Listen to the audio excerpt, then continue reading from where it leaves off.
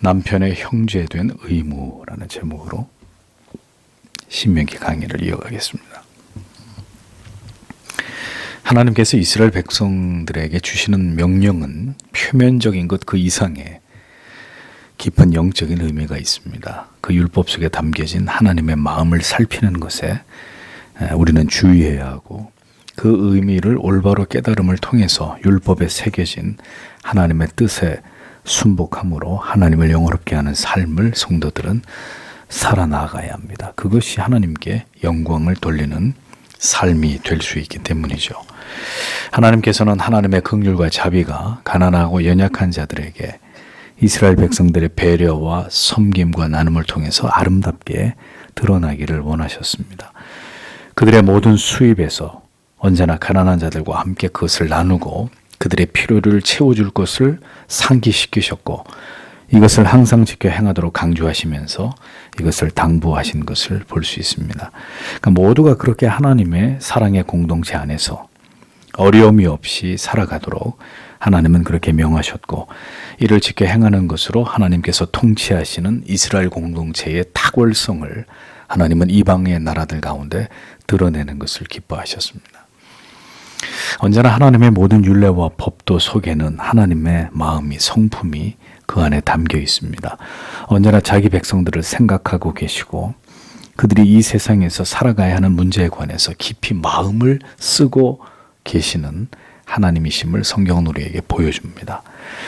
그리고 그렇게 우리의 모든 삶을 감당하는 일에는 언제나 하나님의 사랑과, 하나님을 향한 사랑과 이웃 사랑의 대의를 따르고 지키며 하나님이 채우시고 공급하시는 힘으로 그 모든 것을 감당하는 것을 하나님이 기뻐하신다는 것을 기억해야 한다는 것이죠. 그것이 이 땅에서 성도로서의 살아가는 삶의 모습이어야 된다 하는 것을 하나님이 성경을 통해서 우리에게 분명히 보여주시는 것입니다. 가난한 자들뿐만 아니라 이제는 하나님의 긍휼과 자비가 말을 하지 못하는 미물들에게까지 미치고 있음을 보여주고 있는 성경의 구절이 오늘 4절의 말씀이죠. 너는 그것을 밟을 때에 소에게 결코 망을 씌우지 말라. 이렇게 말씀하고 있습니다. 한글 성경에서 곡식 떠는 이라는 의미는 부수다, 짓밟다라는 의미의 동사입니다. 즉 곡식을 떠는 때는 추수의 시기를 뜻하는 것임을 알 수 있습니다. 고대 농업에서 곡식을 추수할 때는 소가 이렇게 원을 그리면서 돌면 그 힘으로 타작기가 작동해서 그 타작기란 큰 돌을, 굴러가는 돌을 의미합니다. 이렇게 원으로 소가 돌면 그 타작기가 작동하면서 돌이 곡식을 짓눌러 가지고 나달을 얻는 이런 원리가 사용됐습니다. 그러면서 이제 바람이 불면 으깨어진 나달 껍데기들이 다 날아가 버리고 알맹이만 남게 되는 이제 그런 형태였죠. 타작마당에 남겨진 곡식단은 앞에 기록된 대로 고아와 과부와 나그네의 몫으로 남겨졌는데, 이뿐 아니라 하나님께서는 이 타작에 종일 힘을 쓰는 소의 입에 망을 씌워서는 안 된다 이렇게 말씀하셨습니다. 타작 마당에서 종일 추수하는, 일하는 소의 입에 망을 씌우지 않으므로 일하는 소가 일을 하면서도 계속해서 그 떨어진 나달을, 곡식을 주워 먹게 하나님이 그렇게 내버려 두라는 것입니다. 하나님께서 그 창조하신 피조물들까지도 얼마나 아끼고 사랑하고 그것들을 배려하시는지를 엿볼 수 있는 대목입니다. 출애굽기 34장 26절에도 너의 토지 소산에 처음 익은 것을 가져다가 너의 하나님 여호와의 전에 드릴지며 너의 염소 새끼를 그 어미의 저주로 삶지 말지니라, 이런 말씀이 나오죠. 그러니까 미물들에 대한 하나님의 지극하신 배려, 그것들을 향한 긍휼을 성경은 분명히 이렇게 기록하고 있다는 거죠. 우리가 하나님을 닮고자 할 때 하나님께서 미물들에게 그리고 사람들에게 가지신 그 사랑과 자비를 담기를 우리가 사모해야 되는 것입니다. 하나님이 지으신 풀 한 폭이 미물 같은 짐승 하나도 하나님이 그렇게 잔인하게 대하시는 분이 아닌데, 인간이 어떤 권리로 말 못하는 짐승들을 학대하고 이렇게 잔인하게 이렇게 대하는 것은, 그것은 하나님이 기뻐하시는 바가 될 수 없는 것입니다. 잔인하거나 무자비한 이런 모습, 결국 하나님의 사람들의 그것이 아니라는 것을 잊지 말아야 하는 것이죠.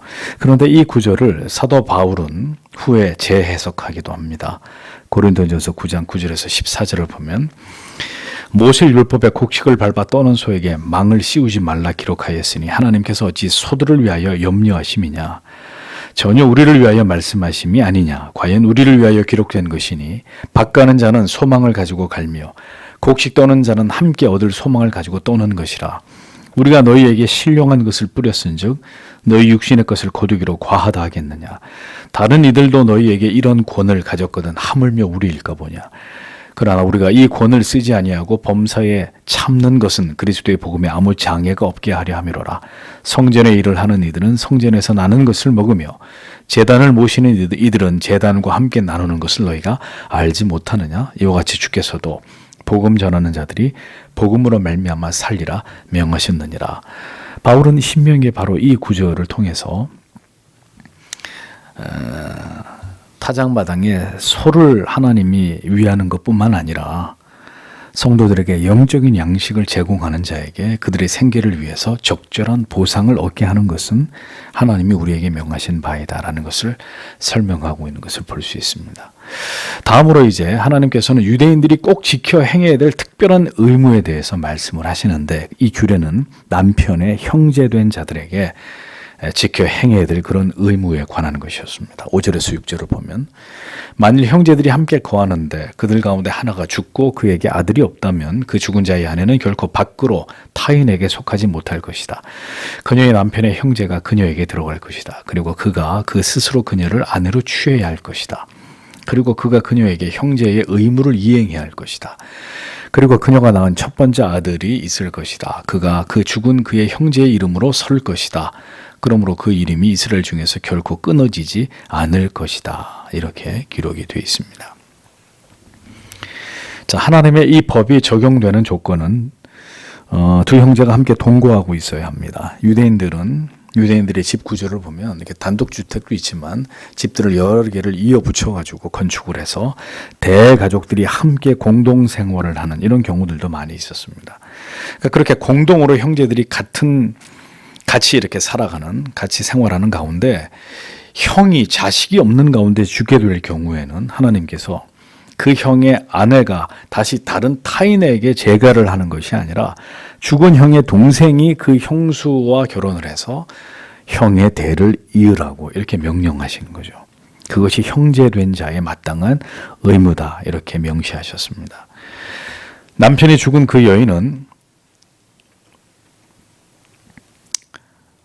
그렇게 그 형의 동생을 통해서 죽은 남편의 후사를 이음으로 이스라엘 가운데서 그 혈통이 끊어지지 않도록 해야 한다고 하나님이 그렇게 명하신 것입니다. 죽은 자의 후손을 잇게 하신 것은 몇 가지 이유 때문인데 먼저는 죽은 자의 후손의 유업 때문입니다. 근데 그보다 더 본질적인 이유는 하나님과 이스라엘 백성들과 맺은 언약 때문이죠. 하나님께서는 아브라함의 후손들과 언약을 분명히 맺으셨습니다. 그러므로 그 언약의 후손들이 계속해서 존재하도록 하나님께서는 형사 취수라는 법을 통해서 언약 백성들의 후손들이 사라지지 않도록 이와 같이 장치를 하신 것을 볼 수 있습니다. 또 이러한 법을 지켜 행하는 것을 통해서 하나님께서 이스라엘 백성들의 순종을 확인하신 것을 볼 수 있죠. 자, 여러분, 오늘 이 시대에는 이러한 하나님의 법을 쉬이 이해하기 어렵습니다. 결혼과 자녀의 생산, 이런 일들은 두 사람의 사랑과 신뢰가 바탕이 되어서 자연스럽게 이루어져야 되는 그런 일들이잖아요. 그런데 하나님의 법은 형이 죽으면 이후여를 막론하고 동생이 그 형수와 결혼을 해서 후손을 낳아야 된다라는 강제성을 띱니다. 남녀가 새로운 생명을 잉태한다는 것은 지극한 그 사랑의 결과물인데 그런 이유가 아니라 그냥 의무에 의해서 하나님이 정하신 법에 의해서 생명을 생산해야 된다는 것, 우리에게는 무척 생소한 이런 일입니다. 그럼 이것은 우리에게 무엇을 교훈하는 말씀인가? 사랑의 감정보다 중요한 것은 언약의 계승이라는 겁니다. 언약 자손을 생산해서 하나님께서 이스라엘과 맺으신 그 언약을 성취해 나아가는 일에 이스라엘 백성으로서 이 하나님의 뜻에 순종해야 된다는 것을 보여주는 것입니다. 우리는 당연히 부부의 관계를 그렇게 인간적인 생각 안에서 생각하지만 하나님의 법과 섭리는 그걸 뛰어넘어서 하나님의 명령에 복종할 것을 말씀하고 있습니다. 그것이 하나님의 뜻을 이루는 일이기 때문이라는 거죠. 그러니까 여러분, 이게 지금 같으면 이게 가능한 얘기일까요? 지금은 결코 이러한 법도 제도도 존재하지 않죠. 근데 우리가 생각해 봐야 될 것은 하나님의 율례와 법은 철저하게 하나님과의 관계를 더 우선한다는 것입니다. 그러니까 인간의 사랑이나 어떤 감정보다도 하나님의 언약이 더 초월해서 그 위에 존재한다는 걸 말해주는 거죠. 여러분, 지금의 결혼을 보십시오. 혹은 지금의 성풍속도를 한번 생각해 보십시오. 남녀가 사랑을 해야 결혼을 하는 것이고 결혼을 통해서 자녀를 잉태하는 것이잖아요. 그러나 지금은 결혼을 하지 않아도 정자를 기증받아가지고 원하면 엄마가 될 수 있는 세상이 되어버렸습니다. 또 사랑을 하지 않아도 하룻밤 쾌락을 즐기는 것을 전혀 죄스럽게 여기지 않는 이제 그런 시대가 되어버렸고, 결혼하지 않아도 남녀가 문란하게 관계를 갖는 것이 이상하지 않은 시대가 되어버렸습니다. 또 원하지 않는 임신을 하면 얼마든지 낙태가 가능한 이런 법이 통과를 앞두고 있죠. 자녀를 잉태하는 것도 하나님의 법과 제도에 따라서 서로의 감정이 배제된 가운데 하나님의 뜻에 따라서 행해져야 되던 시대가 있었습니다. 그만큼 하나님과 이스라엘과 맺은 언약이 중시되어서 모든 것이 하나님의 법과 제도가 중심이 되어 돌아가던 이런 시대가 분명히 있었단 말입니다.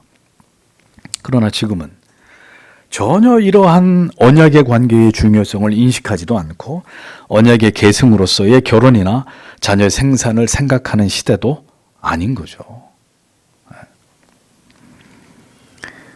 우리가 이러한 진리를 통해서 깊이 생각해 보아야 하는 점은 이와 같은 구약의 제도를 보면서 그리스도인의 결혼이라고 하는 것이 하나님의 언약 백성의 출산과 택자 구원의 완성의 차원에서 하나님의 자녀들을 이 땅에 태어나게 하시는 수단으로 우리가 이렇게 생각할 수 있어야 되는데, 이런 개념들을 이 시대에서 점점 우리가 이런 것들이 희미해져 가고 있는 것을 보는 것입니다. 하나님께서 허락하지 않으시면 잉태를 할 수 없는 것이지만 결혼한 부부가 고의적으로 임신을 거부하고 자녀를 생산하는 것을 스스로 거부하는 것은 하나님께서 이 땅에 가정을 세우신 거룩하고 숭고한 뜻을 저버리는 것이죠. 근데 그런 것에 대해서 전혀 이 잘못됐다고 생각하지 않는, 우리가 원하면 낳는 거고 우리가 원치 않으면 안 낳으면 그만이다, 이런 인본주의적인 사고가 그리스도인들 안에서조차 팽배하는 것입니다. 지금의 세상을 보세요. 모든 것을 인간의 자율대로 자기들이 하고 싶은 대로 모든 것을 고치고 폐지하고 바꾸어버리고 맙니다.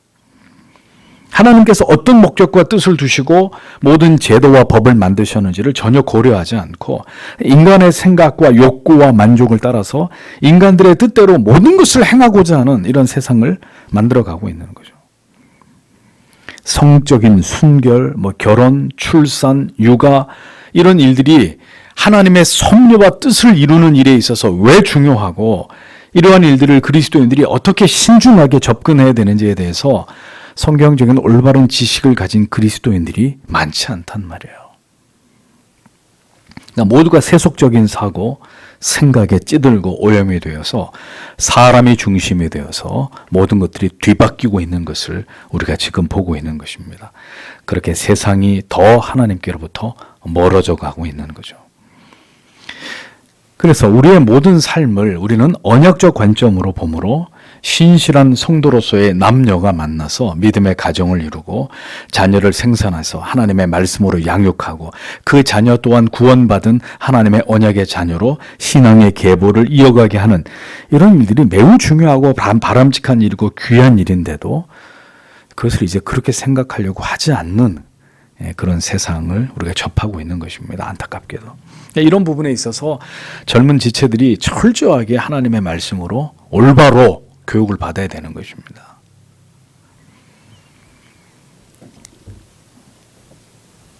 결혼을 기피하고 성을 그러한 언약의 자손의 생산의 목적이 아닌 단순한 쾌락의 도구로만 여겨서 문란하고 음란한 도구로만 사용한다면 여러분 이것이 어떻게 하나님 앞에서 죄가 아니라고 말할 수 있겠습니까? 믿음의 가정에서 믿음의 자녀를 낳아 기르고 하나님의 법으로 양육하면서 예수 그리스도가 구주이심을 믿어서 그리스도의 사람이 되게 하는 것은 당연히 하나님의 백성들의 여전히 유효한 사명이라는 것을 우리는 절대로 잊지 말아야 합니다. 그래서 유아 세례를 행하는 거 아닙니까? 성도의 가정의 자녀는 그냥 자녀가 아니라 하나님이 주신 언약의 당사자로서의 그리스도의 자녀입니다. 하나님의 법을 쫓기 위해서는 형수를 사랑하지 않아도 형수를 통해서 죽은 형의 대를 이어야 하는 하나님의 명령에 복종해야 했듯이 오늘 이 시대에도 그와 같이 하나님의 뜻을 중요하게 여김으로 결혼도 임신도 육아도 모든 것이 어려워지고 있는 시대이나 하나님의 사람들은 하나님의 기뻐하시는 뜻에 순종하려는 마음을 분명하게 마음에 갖고 그렇게 하나님의 사람들로 구별된 삶을 살아가야 하는 것입니다. 시대가 어떻게 뒤바뀌든 사람들이 어떤 의식과 사고를 가지고 살아가든 상관없이 우리는 우리를 지으신 가정이라는 제도를 만드시고 믿음의 자녀들을 잉태해서 낳아 키우라고 하신 이 하나님의 명령에 순종해야 되는 거죠. 7절에서 8절을 보겠습니다. 그러나 만일 그 사람이 그의 형제의 아내를 취하기를 원치 않는다면 그의 형제의 아내는 그 성문으로 장로들에게로 나아가야 할 것이다. 그리고 그녀는 말해야 할 것이다. 내 남편의 형제가 이스라엘 중에 그의 형제를 위해 이름을 세우기를 거부했습니다. 그가 나에게 형제의 의무를 행하기를 결코 하지 않았습니다. 그때 그의 성읍의 장로들이 그를 불러야 할 것이다. 그리고 그들이 그에게 고해야 할 것이다. 그리하여 그는 서야 할 것이다. 그리고 그는 말해야 할 것이다. 내가 그녀를 취하기를 원하지 않았습니다. 하나님의 법이 이럼에도 불구하고 이를 따르지 않는 경우들이 생겨날 수 있겠죠. 동생이 결코 이 법에 순종하여서 형수를 아내로 삼고 후손을 생산하지 않으려고 하는 이런 일들이 일어날 수 있지 않겠습니까? 형수였던 그녀는 만약에 이런 일이 생겨나면 그 성읍의 장로들에게 이 사실을 알리라고 하나님 말씀하십니다. 이 문제를 그냥 가족 안에서 사적으로 처리하지 말고 공적으로 다루라는 거예요. 남편의 동생이 하나님이 명한 법을 지키기를 거부했다라는 것을 그 성읍의 장로들에게 이야기하라는 것입니다. 형제의 의무를 그가 이행하지 않았다는 사실을 고하라고 하나님이 말씀하셨습니다. 자, 그렇게 되면 장로들이 이제 그를 불러서 이 사실 여부를 확인해야 되는 거죠. 그녀가 말한 것이 사실인지 여부를 동생의 입을 통해서 직접 확인하도록 명하셨습니다. 사실 이러한 법이 하나님께서 명하신 것이 아니라면 여러분 일반적으로 한번 생각해 보세요. 남편이 죽었어요. 근데 형수가 형의 동생이 시숙이죠. 자기와 결혼을 해주지 않는다고 법에 호소를 한다? 여러분 이게 일어날 수 있는 일인가요? 부끄러운 일이죠. 남편이 죽은 아내가 시숙과 다시 결혼할 일도 없지만 이 시대는 그런 것을 요구하는 것이 이렇게 아름다워 보이지 않잖아요. 우리가 보편적으로 생각할 때 좀 경구 없는 그런 일이잖아요. 우리가 기억해야 되는 것은 하나님의 법은 우리의 생각과 결코 다르다는 거죠. 하나님께서 무엇을 더 중요하게 여기시는지를 우리가 볼 수 있어야 한다는 것입니다. 하나님께서 명하시는 것을 우리는 우리가 할 수 없다고 해서 불순종하면 그게 죄가 되는 거예요. 하나님이 하지 말라고 하는 것을 우리가 그렇게 할 수밖에 다 그렇게 하니까 나도 그렇게 할 수밖에 없다는 이유로 그것을 행하면 하나님 법을 어기고 행하면 죄가 되는 것입니다.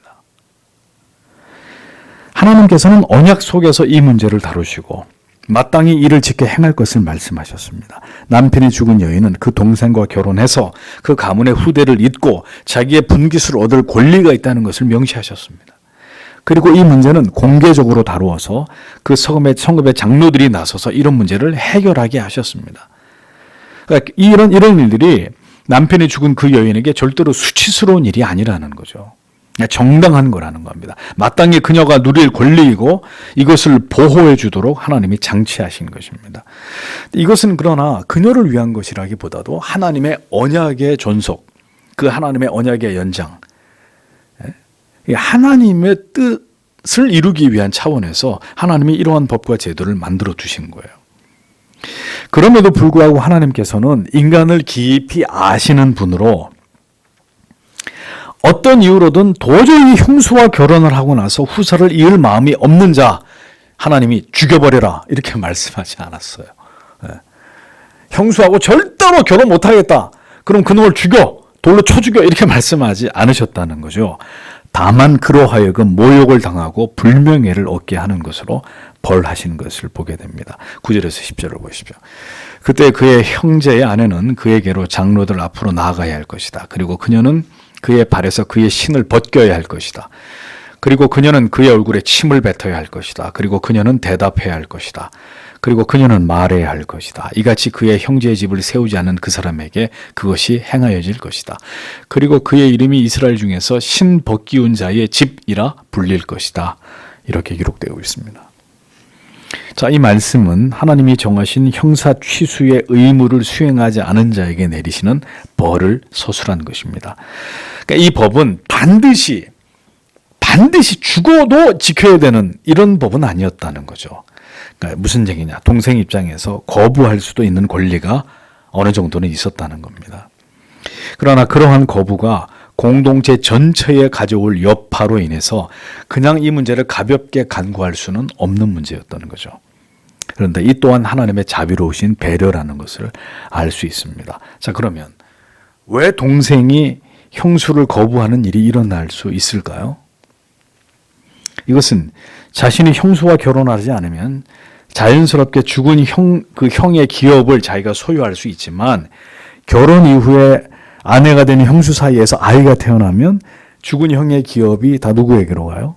그 아이에게로 돌아가기 때문에 그러한 개인의 자기의 이득 때문에 이 의무를 불이행하는 이런 일들이 일어날 수 있었던 것이고 또 다른 이유라면 이거는 사랑해서 하는 결혼이 아니잖아요. 결혼이 의무에 의해서 해야 된다. 옛날에 무슨 정략 결혼처럼 사랑하지도 않는데 짝지어 놨기 때문에 해야 되는. 사실 이것도 그런 케이스잖아요. 열렬히 사랑해서 하는 게 아니라 법이 하나님이 이런 법을 정하셨기 때문에 결혼을 해야 되는데 도무지 형수를 자기 아내로 맞을 수 없다 이겁니다. 어떤 이유에서든. 도저히 이것을 받아들일 수 없는 일이 일어날 때 역시 이 문제에 장로들이 개입해서 형제의 이름을 이스라엘 중에 있기를 싫어하는 자에 대해서 벌을 받게 하신 것입니다. 그것은 그의 신을 그녀가 벗기게 하고 침을 그에게 뱉는 행위를 통해서 계대 결혼을 거부한 그에게 수치와 모욕을 주는 것이죠. 이는 형수인 그녀가 당해야 될 굴욕과 이러한 법을 지킨 공동체의 다른 지체들의 입장이 반영된 그런 행위입니다. 누구는 이를 지켰고 또 형수가 당연한 것을 요구했는데도 거절당했으니 그것에 대한 모욕, 정신적 고통 이런 것들에 대해서 하나님이 그렇게 그가 이것을 보상하게 한 거죠. 신을 벗기는 것은 스스로의 책임을 포기하는 상징입니다. 또 형수가 그에게 침을 뱉음으로써 그가 마땅히 감당해야 될 법에서 자신을 피하게 된 것에 대한 수치를 그가 감내하게 만든 하나님이 이렇게 이제 그에게 벌을 내리신 것이죠. 그리고 이후에 그 집은 신 벗기운 자의 집이라고 부르겠다. 정확한 의미는 별 볼 일 없는 집안, 하찮은 가문 이런 의미예요. 그러니까 이 집에는 기업 물을 사람이 없다는 것을 사람들에게 알리는 거예요. 무슨 얘기냐? 공동체가 반드시 지켜야 될 의무를 이행하지 않은 사람의 집이다. 이것을 사람들에게 알리도록 한 것입니다. 신을 벗는다는 것은 그 물건에 대한 소유권이 자신에게 없음을 보여주는 상징적인 행위예요. 그러니 신 벗기운 자라는 의미는 죽은 형에 대한 모든 기업이 이제 그에게 존재하지 않음을 의미하는 것이고 나아가서 죽은 형제의 가족을 보호해야 될 의무를 거부한 자로 그 공동체 안에서 낙인을 지키는 분리명예를 그가 감당해야 된다는 것을 뜻하는 것이었습니다. 그러니까 형사 취수의 근본 정신은 뭐겠습니까, 여러분? 자기가 사랑하는 여인이 아닌데도 형이 죽어서 형의 아내와 결혼을 해야 된다. 이 형사 취수의 근본 정신이 뭐겠어요? 하나님을 향한 경외와 형제에 대한 사랑이라는 거죠. 따라서 자기를 희생하는 거죠. 네. 이 하나님의 법을 지키려면. 물론 형수가 안 그래도 형이 빨리 죽고 내가 형수를 차지해야 되겠다. 이런 못된 생각을 하고 있는 사람 같으면야 모르겠지만 그런 경우가 아니라면 정말 하나님의 말씀에 복종하고 그리고 정말 이웃을 형과 형의 가족들을 그 자손들 나를 통해 태어날 그들을 사랑하는 마음이 아니라면 이거 감당할 수 없는 의무잖아요. 동생이 형을 대신해서 형수를 아내로 삼아서 후대를 잇는다? 동생의 희생이 없이는 불가능한 일이죠. 자기가 사랑하는 여인이 아니라 사랑해야 하는 여인을 아내로 삼아서 자식을 낳아야 하는 일이 여러분 누구나 쉽게 감당할 수 있는 일은 아니지 않습니까? 그러나 하나님을 경외하고 사랑함으로 그 법을 따라야 했듯이 하나님을 경외하고 이웃을 사랑하는 일에는 이와 같은 희생이 요구되는데 이것이 바로 무슨 사랑이에요? 누가 보이신 사랑입니까? 그리스도께서 우리에게 보이신 그 희생적인 사랑을 떠올리게 하는 부분이죠. 주께서 자기를 버려 우리를 구원하셨듯이 하나님을 진정으로 경외하고 사랑할 때 하나님이 세우신 이러한 법에 순종해서 형님의 가정을 책임지는 그 일은 하나님의 뜻에 순종하는 참으로 아름다운 일이다라는 것을 말씀하고 있는 것입니다. 그러니까 인간으로서는 쉽게 할 수 없는 일이지만 모든 것을 그렇게 하나님을 사랑함으로 하나님의 법과 제도에 따라 살아가는 것을 하나님이 이스라엘 백성들에게 원하셨다는 겁니다. 너희는 내 법을 따라 살라 이거죠. 할 수 없는 그 일을 행할 때 여러분 하나님의 은혜는 하나님의 특별하신 풍성한 하나님의 은혜와 사랑은 그 삶을 책임지시는 하나님의 도우심은 어떤 자에게 임하느냐? 내가 살고 싶은 길을 살아가는 자에게 임하지 않아요. 내가 좋아하는 사람, 내가 사랑하는 사람하고 만나서 내가 살고 싶은 인생 사는데 하나님이 그 사람의 인생 가운데 무슨 특별한 은혜를 주시고 특별한 사랑을 주시겠습니까? 인간이 자기가 하고 싶은 것을 포기하고 하나님이 나에게 말씀하신 그것을 지킬 때 그 사람에게 하나님의 특별하신 사랑과 은혜가 임하는 것입니다. 도저히 감당할 수 없는 사람이지만 감당하려고 할 때, 도저히 사랑할 수 없는 사람이지만 사랑하려고 할 때, 도저히 내가 거둘 이유가 없는 사람이지만 내가 그를 향해 그리스도의 사랑으로 그를 거두려고 할 때, 하나님의 은혜는 이러한 하나님의 특별하신 긍휼과 자비를 드러내야 될 하나님이 세우신 법에 명령에 그분의 말씀에 순종하는 자들에게 넘치도록 부어지는 것입니다.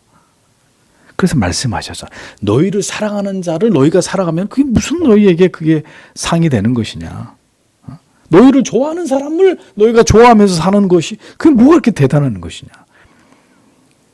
사랑할 수 없는 원수, 그렇게까지 배려할 필요가 없는 내 주위에 있는 가난한 사람들, 우리가 마땅히 공경해야 될 대상들, 이런 사람들을 그리스도의 사랑 안에서 우리가 다 끌어안고 섬기고 사랑하고 그 의무에 충성하는 것을 하나님께서 기쁘시게 여기신다는 것입니다. 그리고 그런 자들에게 하나님의 풍성한 은혜를 하나님께서 베풀어 주신다는 거죠. 인간의 생각, 고정관념, 나로서는 할 수 없다는 마음, 우리는 오늘도 이러한 것들을 내려놓고 그런 마음이 왜 우리 안에 안 생기겠습니까? 우리가 인간인데. 어떻게 이 형사 취수의 이 법을 동생이 아무런 갈등 없이 그걸 순종할 수 있겠습니까? 많은 어려움이 있겠죠. 그런데 어떻게 형은 죽었고 하나님의 법은 그러하고 그런데 인간적인 모든 생각들을 배제하고 그 말씀에 순종하는 거잖아요. 순종하는 거예요. 하나님을 경외함으로. 오늘도 우리는 이런 것들, 우리 인간 안에 일어나는 지극히 나를 생각하려고 하는 이런 이기적인 마음들을 다 깨트리고 하나님이 명하신 사랑과 섬김과 배려의 삶을, 나를 희생해서 하나님의 뜻을 이루는 이 가치 있는, 그래서 주께서 보이신 그 긍휼과 자비의 삶을 살아갈 수 있도록 하나님께서 오늘도 우리의 마음을 주장해 주시기를 우리는 기도해야 되는 것입니다. 왜? 우리가 하나님의 자녀이기 때문에. 우리가 하나님의 자녀가 아니면 이런 말씀들 깡그리 무시하고 세상 사람들처럼 내 자신의 행복만을 위해서 살면 돼요. 아무도 배려하거나 그를 위해서 희생하거나 그것을 위해서 대가를 지불할 필요가 전혀 없는 거죠. 그러나 우리가 하나님의 사람이기 때문에 예수 그리스도의 구원하신 그 사랑과 은혜를 입은 자들이기 때문에 때로는 하나님의 명령에 복종함으로 그 하나님의 뜻을 이루어 가는 것입니다. 나를 기쁘게 하기보다는 하나님을 기쁘시게 하는 삶, 그 삶에 진정한 복이 있다는 것을 우리가 알기 때문에 오늘도 신자는 하나님 우리에게 명하시는 그 삶을 통해서 하나님의 아름다우심을 드러내는 이러한 삶을 살아가야 한다는 것입니다. 오늘도 그와 같은 삶을 가능할 수 있도록 하나님께서 우리에게 은혜를 부어주시기를, 하나님의 차고 넘치는 사랑을 우리에게 부어주시기를 기도하는 우리가 되어야 될 줄 믿습니다. 오늘도 주신 말씀을 생각하고 기도하시고 돌아가시길 바랍니다.